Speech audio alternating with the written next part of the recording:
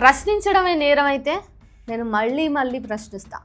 ప్రశ్నించడం తప్పే అయితే నేను మళ్ళీ మళ్ళీ ఆ తప్పు చేస్తూనే ఉంటా. రీసెంట్గా ట్రోలింగ్ జరిగింది, అది కొత్త ఏం కాదు. మళ్ళీ మళ్ళీ ట్రోలింగ్ చేస్తున్నారు. దాన్ని నేను ఎప్పుడూ కూడా నా పనిని ఆపడానికి ఒక సాకుగా చూపెట్టలేదు.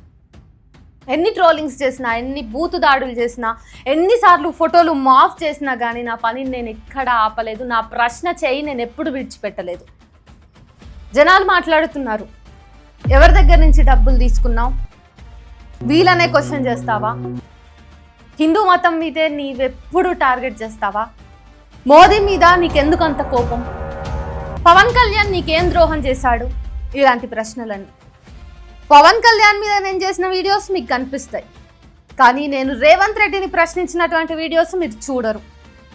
బండి భగీరథ్ మీద మాట్లాడినటువంటి వీడియోస్ మీ దాకా చేరుతాయి, కానీ నేను గౌస్ పాషాకి సంబంధించినటువంటి అంశాలు మాట్లాడినప్పుడు బాధిత కుటుంబం దగ్గరికి వెళ్ళినప్పటి సందర్భాలు మీ దృష్టిలోకి రావు.